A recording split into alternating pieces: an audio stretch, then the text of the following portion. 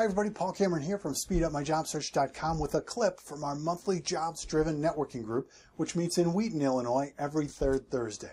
Let's take a look. Sarah Breithaupt, she is a licensed professional counselor and a national certified counselor who specializes in career counseling. She's got a master's degree and a graduate certificate in career development from Northern Illinois University. She's a facilitator of Lisle Township Job Club's weekly resume group that meets at the Woodridge Library every week.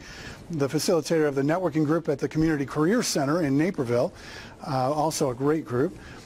She's on the board of the Association of Illinois Township Committees for Youth. She chairs the Client Needs Committee of the Western Suburban Jobs Council. She's worked as a counselor for Northern Illinois University, a career advisor for Illinois WorkNet.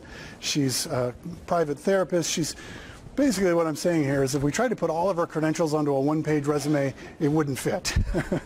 She's got a lot of stuff that she's done. No further ado, I'm going to introduce Sarah and pass her the microphone as we go. So, thank you. Well, thank you so much, Paul, for that very nice introduction. And I'm so excited to be here as well and very honored to be asked to present to you today by Paul. What I actually have are three main ideas that I think will be easy to remember, and some of them, I confess, might sound counterintuitive to some of the things that you've been hearing along the way. But when I explain them, I hope they'll make sense to you. And some might sound simple or obvious, but that's kind of the point too, because they're easy to do. But things that are easy to do can be easy to forget. When I was putting this together, I was telling Paul that a lot of ideas I was thinking about reminded me of this book that I read about a year ago called The Fred Factor.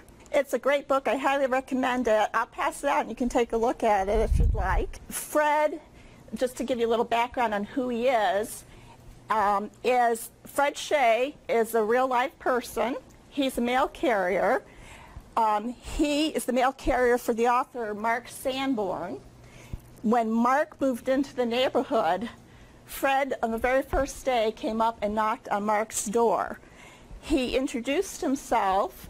He welcomed Mark to the neighborhood. He asked Mark about himself and what he did for a living. And he was very warm and engaging. Mark was surprised. This is unlike any mail carrier he had ever had before. And when Mark told him that he is a leadership author and a speaker on leadership and motivation, Fred said, well, you must travel a lot. And Mark said, well, I do. And he said, well, whenever you're out of town, you know, or if you have trips coming up, just let me know. Give me a schedule of when you'll be gone. I'll watch your house for you, and I'll bundle and deliver your mail when you get back. Why am I talking so much about Fred?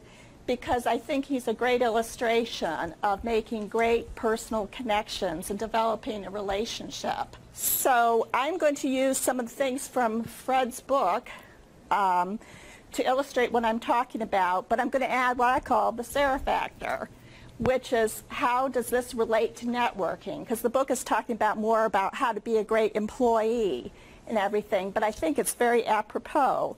So three main things to know about Fred and kind of his MO is everyone he meets is a friend.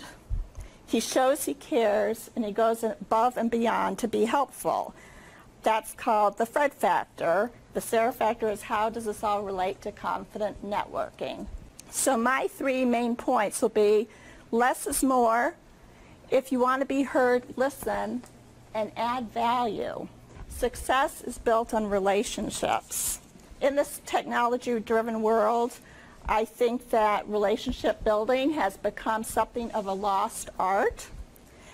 And I personally see myself as a counselor talking with people that a lot of people get very overwhelmed with all that they need to do in a job search. They're going to a lot of events, they're collecting a lot of business cards, they're going home and linking in, building their LinkedIn network, and then they're trying to keep track of it all. And very quickly it becomes very overwhelming.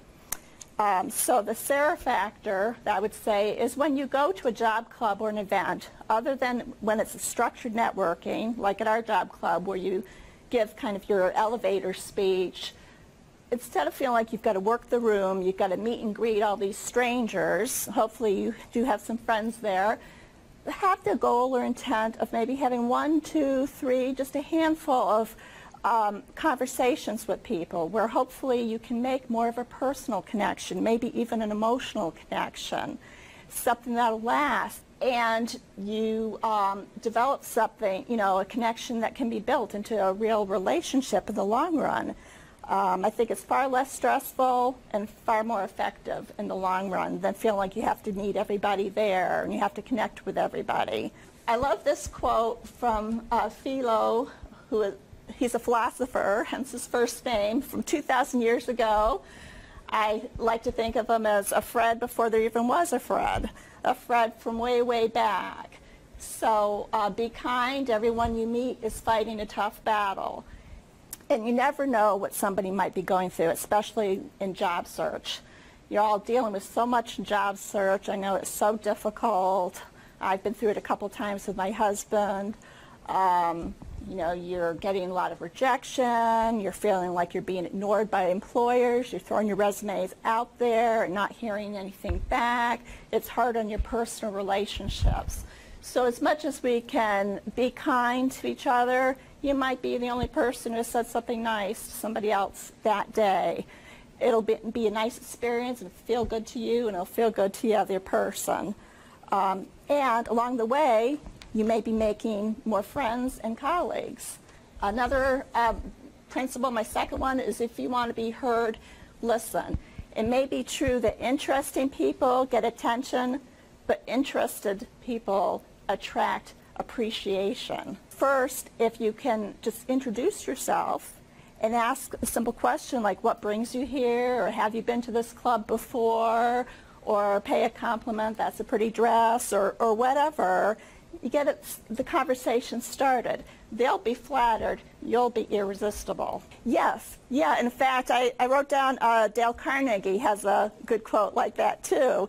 You can make more friends in 2 months by being interested in other people than you can in 2 years of trying to get other people interested in you. Sometimes people have trouble making the switch, and, you know, you talk up your accomplishments, you talk up your degrees, your job titles and stuff, but that can be off-putting and intimidating for other people. So instead of starting with that, just find out more about the other person and get them talking. Be curious. Practice something called active listening, if you've ever heard of that. I do a lot of that when I'm counseling people, where I really listen to what they say, and I try to go beyond just listening to hearing what they're saying and hearing what's behind the words of what they're saying, trying to think, what is it they're really getting at? What is the essence? Nodding my head, showing that I'm following, maintaining eye contact, listening for what they're not saying, noticing their body language, or if they're saying something, their face has a different expression that conflicts with what they're saying. Those are all clues to what's most important to them and how you might be helpful to them, as well as ultimately things they say too will be helpful to you, but that deepens your relationship and your connection. To use Fred as an example again, Fred would not be Fred if all he talked about is what a great mailman he was. He focused on Mark's needs before his own. So add value. Everything I'm talking about doesn't necessarily take a lot of time or a lot of effort. Little things make a big difference. Lots of small things add up to make a huge difference for people. What I'm talking about is creating relationships, not transactions. So are you a Fred? Any Freds in the room? I hope that was helpful for you, and please check out the rest of our YouTube channel for more tips and strategies to help you with your job search. Just look for Speed Up My Job Search, all one word, or use the link on your screen now. Now, if you'd like to join us at our next meeting, just go to drivestaff.com/JDNG for details. Each month we cover a different aspect of networking to help you sharpen your networking skills and to help you build your network with the other attendees. Now, if the location or the time doesn't work for you, we do have an online version available as well, and you can still network with us in our online private member forum. I'd love to meet you at the next one, so I hope you can make it. Thanks for watching.